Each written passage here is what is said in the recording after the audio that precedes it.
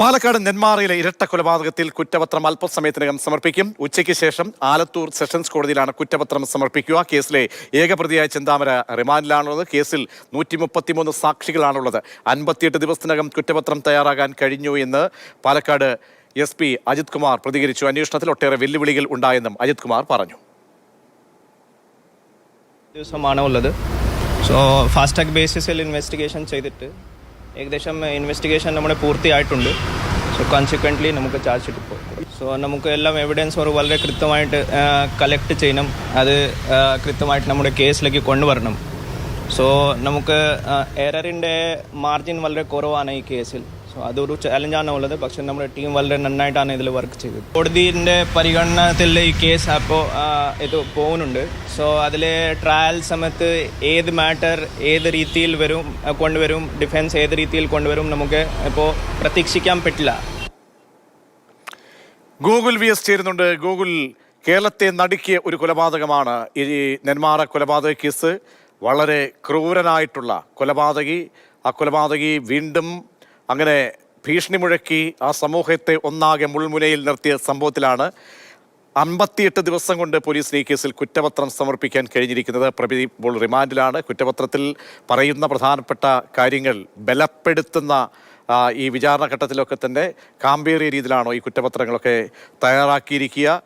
എപ്പോൾ ഈ കുറ്റപത്രം സമർപ്പിക്കുമെന്നാണ് കരുതുന്നത്?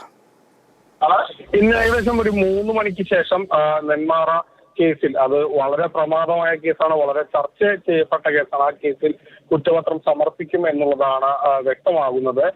ഏകദേശം ഒരു 3:15 തന്നെ ഉദ്യോഗസ്ഥർ ഈ കോടതിയിലെത്തി, ആലത്തൂർ കോടതിയിലെത്തി കുറ്റപത്രം സമർപ്പിക്കും. ഇതിൽ ഏറ്റവും ശ്രദ്ധേയമായ കാര്യം 58 ദിവസം ആണ്. 58 ദിവസത്തിനുള്ളിൽ കുറ്റപത്രം സമർപ്പിക്കുന്നു എന്നുള്ളതാണ്.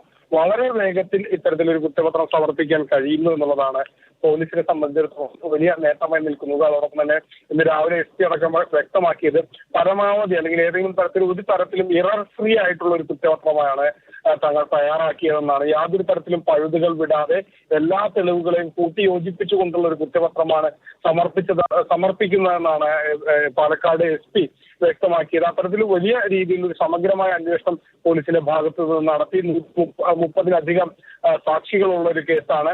അതോടൊപ്പം തന്നെ പല സാക്ഷികളും ചില ഘട്ടങ്ങളിൽ പോലീസുമായി സഹകരിക്കാൻ സാഹചര്യം വന്നപ്പോൾ അവരുടെ രഹസ്യമൊഴി രേഖപ്പെടുത്തി അത്തരത്തിൽ ഒരു പിടി മുൻപേ പോലീസ് എറിയുന്ന നിലയിലേക്ക് കാര്യങ്ങൾ നീങ്ങി. അത്തരത്തിലുള്ളൊരു വലിയ രീതിയിൽ എല്ലാ തെളിവുകളും കോർത്തിണക്കിക്കൊണ്ട് ഉള്ള ഒരു അന്വേഷണമാണ് നടന്നത്. ഏതായാലും 58 ദിവസത്തിനുള്ളിൽ കുറ്റപത്രം സമർപ്പിക്കാൻ കഴിയുന്നു എന്നുള്ളത് പോലീസിനെ സംബന്ധിച്ചിടത്തോളം നേട്ടമാണ്.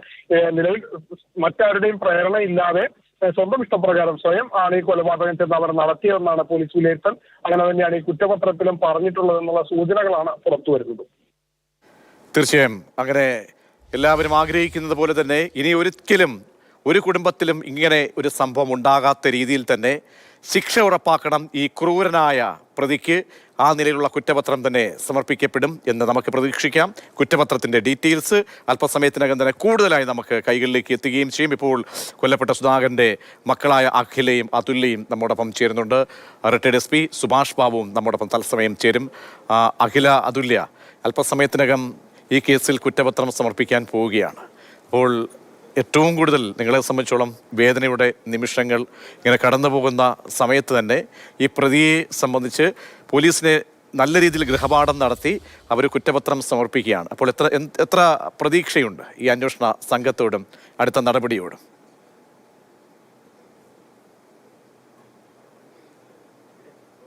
അഖില, അതുല്യ, കേൾക്കാമെങ്കിൽ.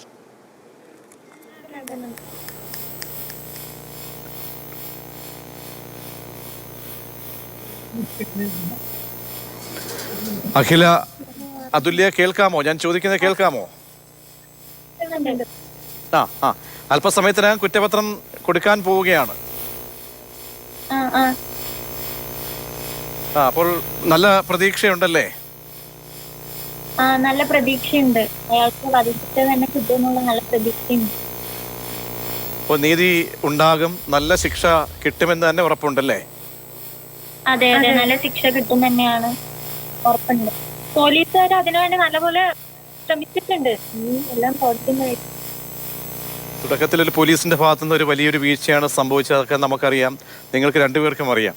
ഇനിയുള്ളത് ആ പ്രതിക്ക് അർഹിക്കുന്ന മാതൃകാപരമായ ശിക്ഷ വാങ്ങിച്ചു കൊടുക്കുക എന്നുള്ളതാണ്. അപ്പോൾ പോലീസിനെ സംബന്ധിച്ചോളം വളരെ തിടുക്കപ്പെട്ടാണ്. നമ്മൾ ചില കേസുകളിലൊക്കെ നമ്മൾ കണ്ടിട്ടില്ലേ, കാരണം കുറ്റപത്രം കൊടുക്കാതിരിക്കുമ്പോൾ ആ പ്രതി ജാമ്യം നേടി പുറത്തേക്ക് പോവുകയാണ് ചെയ്യാറുള്ളത്. സ്വാഭാവികമായിട്ടും പ്രതിക്ക് പലപ്പോഴും കോടതി അങ്ങനെ സ്വാഭാവിക ജാമ്യം അനുവദിക്കാറുണ്ട്. പക്ഷേ ഇവിടെ അതിനും തടയിട്ടുകൊണ്ടാണ് അന്വേഷണ സംഘം മുന്നോട്ട് പോകുന്നത്. അപ്പോൾ ആ അന്വേഷണത്തിൽ വലിയൊരു പ്രതീക്ഷയുണ്ട്.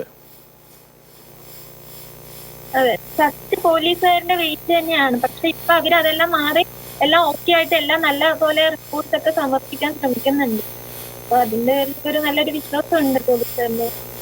അയാൾക്ക് നല്ല ശിക്ഷ തന്നെ കൊടുക്കണമെന്ന് പ്രാർത്ഥിച്ചുകൊണ്ടിരിക്കുന്നു. ഇപ്പോഴും ആ ഒരു ഭയം, ഇപ്പോഴും രണ്ടുപേർക്കും ആ ഭയം മാറിയിട്ടില്ലല്ലേ?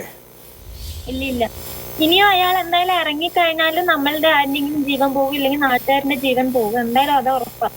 അപ്പൊ അതിനനുസരിച്ച് പോലീസുകാരും റിപ്പോർട്ടൊക്കെ സമർപ്പിച്ചിട്ടുണ്ട്. എന്നാലും വിധി വരുന്നവരെ നമുക്ക് എന്തായാലും ഒരു ഇതല്ല. അപ്പോൾ ഈ അന്വേഷണത്തിൽ തൃപ്തിയുണ്ട്. ഈ അന്വേഷണ ഉദ്യോഗസ്ഥരൊക്കെ സമർത്ഥരായ പോലീസ് ഉദ്യോഗസ്ഥരാണ്. അപ്പോൾ അവർ തെളിവുകൾ, കാരണം ഇതിൽ പ്രധാനപ്പെട്ടത് പലരും ഈ സാക്ഷികൾ വരുമോ എന്നുള്ളതായിരുന്നു. സാക്ഷികൾ ഇങ്ങനെ പറയാൻ മുതിരുമോ, അവർ ധൈര്യപ്പെടുന്നു എന്നൊക്കെയുള്ളതായിരുന്നു ആദ്യത്തെ നമ്മുടെയൊക്കെ മുന്നിലുള്ള ഒരു ആശങ്ക. ആ ആശങ്കയൊക്കെ മാറിക്കഴിഞ്ഞ് ഏകദേശം 133ഓളം സാക്ഷികളുണ്ട്. അതിൽ പോലീസ് ഉദ്യോഗസ്ഥരുണ്ട്. അപ്പോൾ നല്ല രീതിയിൽ ഈ കേസ് പഠിച്ചുകൊണ്ടാണ് കുറ്റപത്രം തയ്യാറാക്കാൻ പോകുന്നത്. അപ്പോൾ ഈ അതിക്രൂരനായ വ്യക്തിയെ, ഈ ചെന്താമര എന്ന ആ ഒരു അധമനായിട്ടുള്ള ഒരു അങ്ങേയറ്റത്തിൽ എന്താ പറയുക, ഒരു സമൂഹത്തിനൊരു വിപത്താണ് പുറത്തേക്കിറങ്ങിയാൽ ആ വ്യക്തി. അപ്പോൾ ഇനി ഒരിക്കലും പുറത്തേക്കിറങ്ങാത്ത രീതിയിലൊരു വിധിയും ഇതിന്റെ വിചാരണയൊക്കെ നടക്കുമെന്ന് നമുക്ക് പ്രതീക്ഷിക്കാം, അല്ലേ അഖിലാതുല്യ? അതെ, പ്രതീക്ഷിക്കാം. നല്ല രീതിയിൽ തന്നെ പറഞ്ഞൊരു സാക്ഷികളും കോടതി എത്തണ വരെ ഒന്നും മാറാതെ എപ്പോഴും കൂടെ ഉണ്ടാകണമെന്ന് ഒരു പ്രാർത്ഥനയുണ്ട്. ദൃക്സാക്ഷികളൊക്കെ മാറിക്കഴിഞ്ഞാലും ചിലപ്പോ ഇനി അയാൾക്ക് ജാമ്യത്തിൽ ഇറങ്ങാൻ സാധ്യതയുണ്ടെങ്കിലോ അങ്ങനെ ഒരു നല്ല പേടിയുണ്ട്. ഇത് വരുന്നവരെ നല്ല ടെൻഷൻ തന്നെയാണ്. നിങ്ങൾ രണ്ടുപേരെയും ഒരു ഇടവേളയ്ക്ക് ശേഷം ഇപ്പോഴാണ് കാണുന്നത്. അന്നത്തേക്കുള്ള നിങ്ങളുടെ കരച്ചിലും ആ ഹൃദയം പൊട്ടുന്ന വേദനയൊക്കെ ഞങ്ങളുടെയൊക്കെ മനസ്സിലും കേരളത്തിലെ എല്ലാവരുടെയും ആ ചിത്രം ഇപ്പോഴും നമുക്കൊന്നും അത് വിട്ടുമാറിയിട്ടില്ല. നിങ്ങളുടെയൊക്കെ വിലാപം, കരച്ചിലൊക്കെ ഇപ്പോൾ എങ്ങനെയാണ്? ഇപ്പോൾ രണ്ടുപേരും ഇപ്പോൾ എവിടെയാണ് ഇപ്പോൾ താമസിക്കുന്നത്? ഞങ്ങള് അമ്മൂമ്മ അപ്പന്റെ വീട്ടിലാണ് താമസിക്കുന്നത്, പുനിശ്ശേരിയിലാണ് താമസിക്കുന്നത്. ഇപ്പം എങ്ങനെയായിരുന്നു? കാരണം സഹായമൊക്കെ തന്നെ കിട്ടുന്നുണ്ട്. കാരണം ആ സമയത്തിന് ശേഷം ഒരു ഒറ്റപ്പെടലിന്റെ അവസ്ഥയൊക്കെ ചോദിക്കുന്നതിൽ പരിമിതികളുണ്ട്, എങ്കിലും ചോദിക്കേണ്ടി വരികയാണ്. എങ്ങനെ മുന്നോട്ട് പോകുന്നതൊക്കെ എങ്ങനെയാണ്? അവര് കുറെ വാഗ്ദാനങ്ങളെല്ലാം തന്നിട്ടുണ്ടായിരുന്നു. ഇപ്പൊ അതിനെപ്പറ്റി ഒരു അന്വേഷണവും കാര്യങ്ങളൊന്നും ഉണ്ടായിരുന്നില്ല. അവരുടെ ഭാഗത്തു നിന്നൊന്നും ഉണ്ടായിട്ടില്ല. നമ്മളാണ് അവരിനെ കോണ്ടാക്ട് ചെയ്യാൻ ശ്രമിച്ചത്. അപ്പൊ അവര് പറയണ അന്വേഷിക്കാം, നോക്കാന്നൊക്കെ പറയുന്നത്. പിന്നെ വയസ്സായ അപ്പൂപ്പനും അമ്മൂമ്മയും മാത്രമാണുള്ളത്. അവരും മരുന്നിന്റെ ഒരു കാര്യത്തിലാണ് നിന്ന് പോണത്. അതായത് അഖിലാതുല്യ, ഇതൊരു സംസ്ഥാനത്തിന്റെ ഒരു വീഴ്ചയുടെ കൂടി ഭാഗമാണ്. നിങ്ങൾ അന്ന് കരഞ്ഞു പറഞ്ഞത് എൻ്റെ മനസ്സിൽ ഇപ്പോഴും ഓർക്കുകയാണ്. കാരണം എന്തെങ്കിലും ഒരു നടപടി അന്ന് പോലീസിന്റെ ഭാഗത്തുനിന്ന് നിങ്ങൾ പറഞ്ഞ ആ പരാതി ഒന്ന് ഗൗനിച്ചിരുന്നെങ്കിൽ ഞങ്ങളുടെ കുടുംബം ഞങ്ങളിങ്ങനെ അനാഥനമാകുമോ എന്ന് ചോദിച്ചിരുന്നു. അപ്പോൾ എന്താണ്, ഈ സ്റ്റേറ്റിനൊരു ഉത്തരവാദിത്തമുണ്ട്, നിങ്ങളെ ഏറ്റെടുക്കുക, ജനപ്രതിനിധികൾക്ക് അവിടുത്തെ ഒരു ഉത്തരവാദിത്തമുണ്ട്. അപ്പോൾ അവരൊക്കെ അന്ന് ആ ദുഃഖത്തിനൊപ്പം പങ്കുചേർന്ന് എല്ലാവരും അങ്ങ് കൈമറത്തി പോയ പോലെ ആയല്ലേ? അതെ, ആ സമയത്ത് അമ്മന്റെ കേസിലാണെങ്കിൽ ആ സമയത്ത് എല്ലാരും കൂടി ഉണ്ടായിരുന്നുള്ളൂ. അത് കഴിഞ്ഞാലും അവരും അങ്ങനെ പോയി. അവരും ഓരോ വാഗ്ദാനങ്ങളൊക്കെ പറഞ്ഞിട്ടുണ്ടായിരുന്നു. അമ്മന്റെ കേസ് പോലെ തന്നെ ആയിരിക്കും ഇനി അച്ഛന്റെ കേസ് എന്ന് അറിയില്ല. അച്ഛന്റെ കേസ് പോലെ, അമ്മന്റെ കേസ് കൈവിട്ട പോലെ അച്ഛന്റെ കേസ് ഇങ്ങനെ കൈവിട്ട് ഞങ്ങളെ കുറ്റപ്പെടുത്താതിരുന്നാൽ മതി. ഞങ്ങളെല്ലാവരും ചേർത്ത് പിടിക്കുക, ഞങ്ങൾക്ക് വേണ്ട എന്തൊക്കെയാണെന്ന് വിട്ടു. ഇപ്പോൾ എങ്ങനെയാണ് അന്ന് കണ്ടുപോയ ജനപ്രതിനിധികൾ, മന്ത്രിമാർ, അവരാരെങ്കിലും പിന്നീട് ബന്ധപ്പെടുകയോ നിങ്ങളുടെ അവസ്ഥ എങ്ങനെയാണ്, നിങ്ങൾ ജീവിക്കുന്നത് എന്ന് ആരെങ്കിലും അന്വേഷിച്ചോ? അവരായിട്ട് നമ്മളെ കോണ്ടാക്ട് ചെയ്യാനൊന്നും ശ്രമിച്ചിട്ടില്ല. നമ്മളാണ് എന്തെങ്കിലും ഒരു വിവരം ഉണ്ടോ, ജോലിന്റെ എന്തെങ്കിലും ചാൻസ് ഉണ്ടോ, എന്റെ ചേച്ചിന്റെ കാര്യത്തിൽ ചോദിക്കാൻ നമ്മൾ ഇതാക്കിയിട്ടുണ്ട്. പക്ഷെ അവര് പറയാം നോക്കട്ടെ, അന്വേഷിക്കട്ടെ എന്നൊക്കെ മാത്രം പറയുന്നുണ്ട്. എങ്ങനെയാണ് ഈ മുന്നോട്ട് പഠിക്കണം, കാര്യപ്രാപ്തിയോടുകൂടി മുന്നോട്ട് പോകണം. മുറിഞ്ഞു പോയാൽ നമുക്കറിയാമല്ലോ, നമ്മുടെ ജീവിതത്തിന്റെ ഈ ചേർത്ത് വെക്കാൻ കഴിയാത്ത ഒരു വലിയൊരു വിടവാണ്. അപ്പോൾ നിങ്ങൾ രണ്ടുപേരും മാത്രമേ ഉള്ളൂ. നിങ്ങൾക്ക് നല്ല രീതിയിൽ മുന്നോട്ട് പോകണം, പഠിക്കണം, കാര്യങ്ങളൊക്കെ ഒരുപാട് ചെയ്തു തീർക്കാനൊക്കെ ഉണ്ട്. അങ്ങനെയുള്ളൊരു ഊർജം, അതിന് വേണ്ടുന്ന സഹായങ്ങൾ കൂടി വേണമല്ലേ?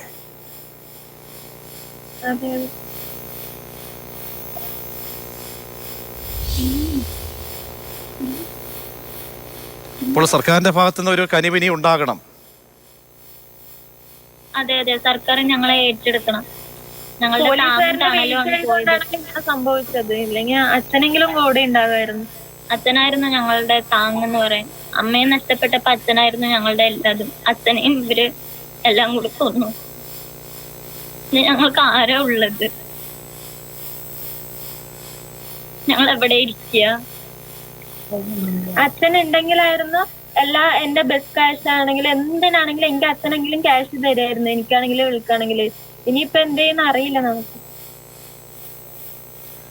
തീർച്ചയായും 1-2 മാസങ്ങൾ ഒരു സംഭവം നടന്നിട്ട് പിന്നിട്ട് കഴിയുമ്പോൾ നമ്മുടെയൊക്കെ അധികാരികൾക്ക് എന്താണ് അവരുടെയൊക്കെ തന്നെ ഈ പ്രഥമ പരിഗണന എന്നുള്ളതാണ്. 2 കുഞ്ഞുങ്ങൾ വന്ന് കണ്ണീരോടുകൂടി അവർ വീണ്ടും വിലപിക്കുന്നു. എല്ലാം നഷ്ടപ്പെട്ട മനുഷ്യരെ കൈത്താങ്ങോടുകൂടി അവരെ ചേർത്ത് പിടിക്കും എന്നൊക്കെ പറച്ചിൽ മാത്രമേ ഉള്ളൂ.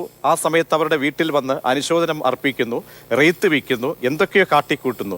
എന്നിട്ട് ഇത്രയും നാള് ഈ കുട്ടികൾ എങ്ങനെ ജീവിച്ചു? ഏറെ ബുദ്ധിമുട്ടി. കാരണം അവർ പുറത്തേക്ക് പോകാനോ അവർക്ക് പഠിക്കാൻ പോകാനോ ഒക്കെ തന്നെ വണ്ടിക്കൂലിക്ക് പോലും പണമില്ലാത്തൊരവസ്ഥയിലേക്ക് ഉഴലുന്ന ഒരവസ്ഥയാണ്. പൊതുസമൂഹത്തിൽ നമ്മൾ അപ്രതീക്ഷിതമായി ആരൊക്കെ വന്ന് ഈ വേദനകളൊക്കെ കണ്ട് സഹായിക്കുന്ന ഒരവസ്ഥയിലേക്ക് എത്തുകയായിരുന്നു. അതാണ് അവരുടെ അവസ്ഥ. തീർച്ചയായും കണ്ണ് തുറക്കേണ്ടവർ കണ്ണ് മുറുകെ അടച്ചുകൊണ്ടേയിരിക്കുകയാണ്. സ്റ്റേറ്റിൻ്റെ ഉത്തരവാദിത്തമായിരുന്നു ഈ കുഞ്ഞുങ്ങളെ അതിൻ്റെ പിറ്റേന്ന് തന്നെ ഏറ്റെടുക്കേണ്ടത്. കാരണം അത്രയ്ക്ക് സംസ്ഥാന ആഭ്യന്തര വകുപ്പിൻ്റെ പിഴവാണ് ഈ 2 കുഞ്ഞുങ്ങൾ ഇന്നിവിടെ വന്ന് വിലപിക്കേണ്ട ഈ ഒരവസ്ഥയിലേക്ക് എത്തിയിരിക്കുന്നത്. എന്തായാലും അഖില അതുല്യ തുടരുക. ഇപ്പോൾ റിട്ടയർഡ് SP ശ്രീ സുഭാഷ് ബാബു കൂടി ചേർന്നുണ്ട്. ശ്രീ സുഭാഷ് ബാബു, കേട്ടുവല്ലോ, വല്ലാത്തൊരു വേദനയാണ്. കാരണം എത്രയോ നാൾ കഴിഞ്ഞു, നമ്മളൊക്കെ വിലപിച്ചു, ചേർത്ത് നിർത്തി. സുഭാഷ് ബാബുവിലേക്ക് നമുക്ക് ഉടൻ മടങ്ങിയെത്താമെന്ന് കരുതുന്നു. അഖില അതുല്യ, എങ്ങനെയാണ്, ഞാൻ പറഞ്ഞത് ശരിയാണോ? നിങ്ങൾക്ക് വല്ലാത്തൊരു അവസ്ഥയാണ്. കാരണം പുറത്തേക്കൊക്കെ പോകാൻ പോലെ, അല്ലെങ്കിൽ കയ്യിൽ അങ്ങനെ ഒന്നാമത് ഭയപ്പാടിൻ്റെ അവസ്ഥ, ഒറ്റപ്പെടലിൻ്റെ അവസ്ഥ.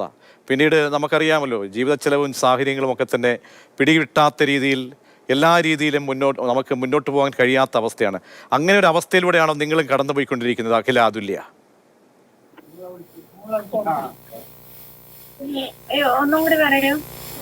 അഖില അതുല്യ, ഞാൻ നേരത്തെ പറഞ്ഞുവല്ലോ, ഈ പുറത്തേക്ക് പോലും പോകാൻ കഴിയാത്ത വണ്ണം സാമ്പത്തിക ബുദ്ധിമുട്ടുകൾ നിങ്ങൾ നേരിട്ട് കൊണ്ടേയിരുന്നു. അങ്ങനെ അപ്രതീക്ഷിതമായിട്ട് ആരെങ്കിലും ഒക്കെ വന്ന് സഹായിക്കുക എന്നല്ലാതെ മറ്റൊന്നുമില്ല. അപ്പോൾ വല്ലാത്തൊരു പ്രതിസന്ധി ആയിരുന്നു. അങ്ങനെ തന്നെയാണോ ഇപ്പോഴും മുന്നോട്ട് പോകുന്നത്? അങ്ങനെ തന്നെയാണ് മുൻപോട്ട് പോയിക്കൊണ്ടിരിക്കുന്നത്.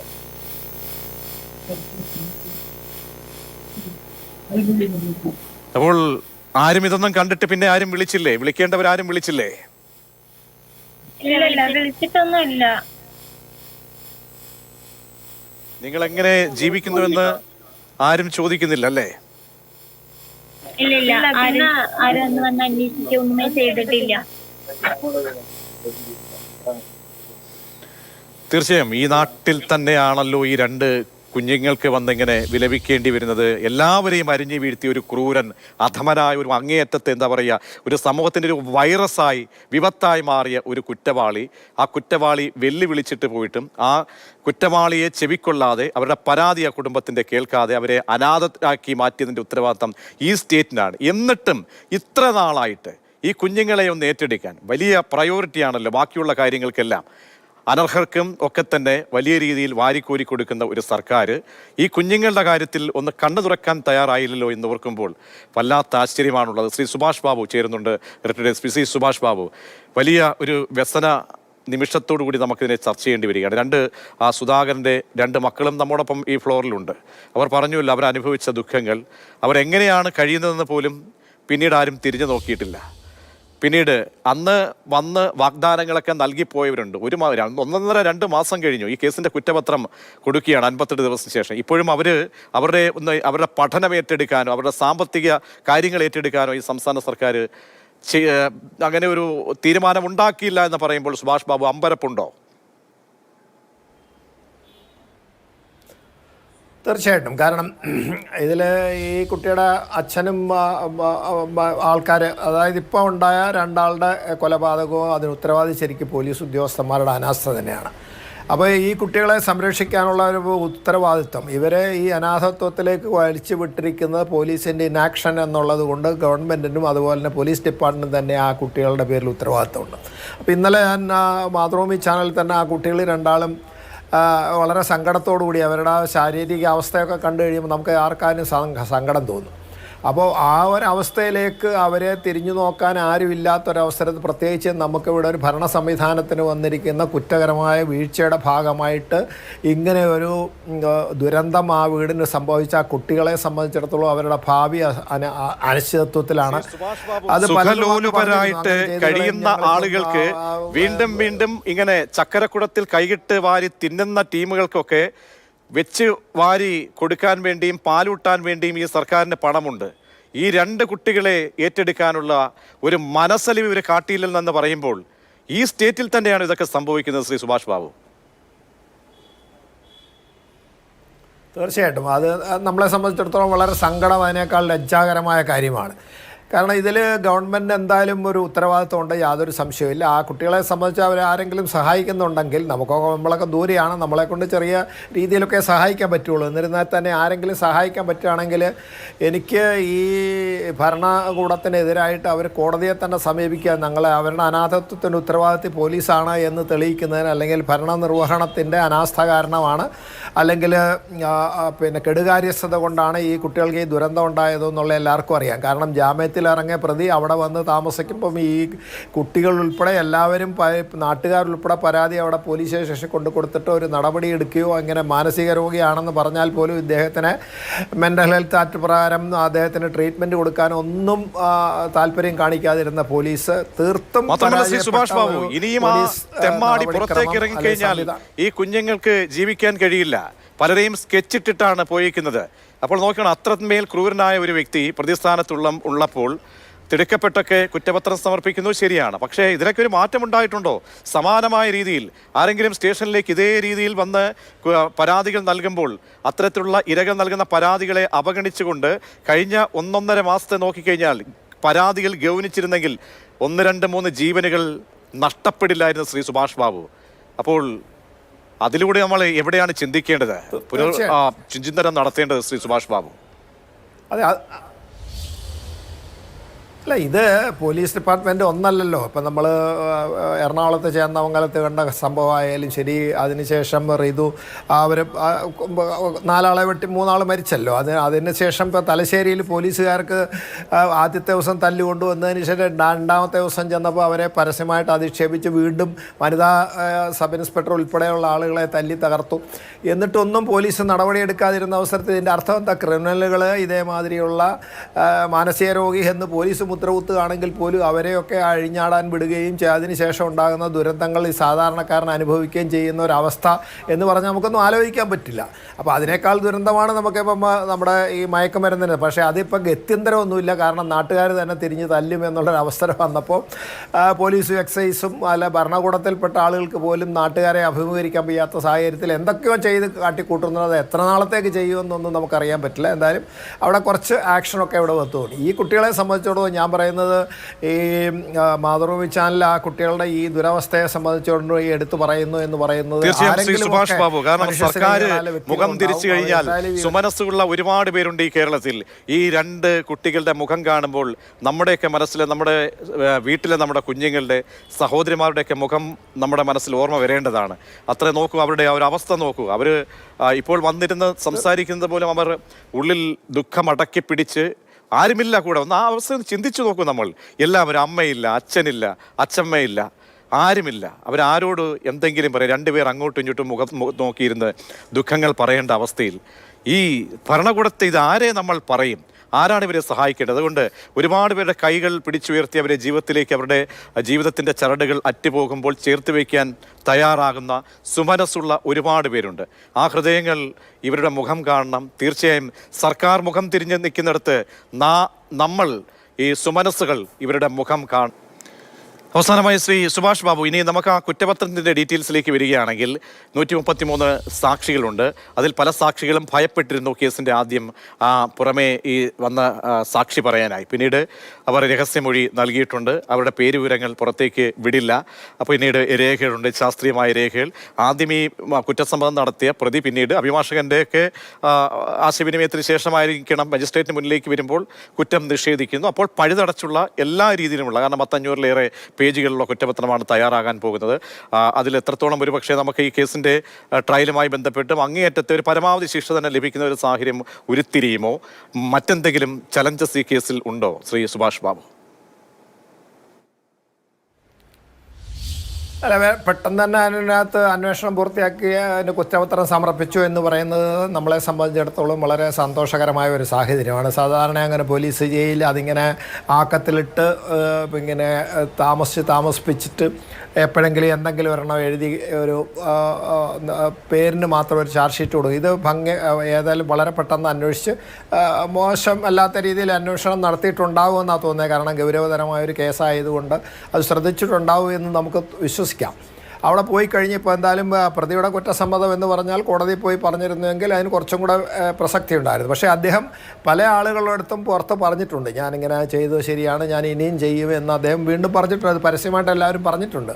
അതൊക്കെ ഒരു എക്സ്ട്രാ ജുഡീഷ്യൽ കൺഫെഷനായിട്ട് കോടതിയിൽ ആരെങ്കിലും സാക്ഷി പറയുമെന്നാണ് ഞാൻ വിശ്വസിക്കുന്നത്. കാരണം അവർക്ക് ഭയമുണ്ട്. ഇപ്പോൾ വിറ്റ്നസ് പ്രൊട്ടക്ഷനൊക്കെ ഇപ്പോൾ വളരെ ഗൗരവതരമായിട്ട് നിയമത്തിലൊക്കെ ഉൾപ്പെടുത്തി വന്നിട്ടുണ്ട്. അത് ഇപ്പം ഈ BNSS-ലാണെങ്കിൽ തന്നെ അതിന് ഗൗരവതരമായിട്ട് വരുന്നുണ്ട്. അങ്ങനെ വരുന്ന സാഹചര്യത്തിൽ ഇവർക്ക് പ്രൊട്ടക്ഷൻ നമ്മുടെ ഭരണ സംവിധാനങ്ങൾ അവർക്ക് സംരക്ഷണം ഉറപ്പുവരുത്തുകയാണെങ്കിൽ അവർ യാതൊരു ഭയാശങ്കകളില്ലാതെ തെളിവ് പറയാൻ സാധ്യതയുണ്ട്. പ്രത്യേകിച്ച് രഹസ്യാത്മക സ്വഭാവത്തോടുകൂടി കോടതി ഈ കേസിനെ വിചാരണയിലേക്ക് കൊണ്ടുപോവുകയാണെങ്കിൽ അത് എന്തായാലും ഇത് ഒരു ശിക്ഷയിലേക്ക് എത്താം. പിന്നെ അതിനകത്ത് കുറേ അധികം ഇലക്ട്രോണിക് തെളിവുകൾ, മറ്റു രീതിയിൽ അദ്ദേഹത്തിൻ്റെ ഈ CCTV ആയിട്ടുള്ള ഫുട്ടേജുകളൊക്കെ അവിടെ നിന്ന് കിട്ടിയിട്ടുണ്ട്.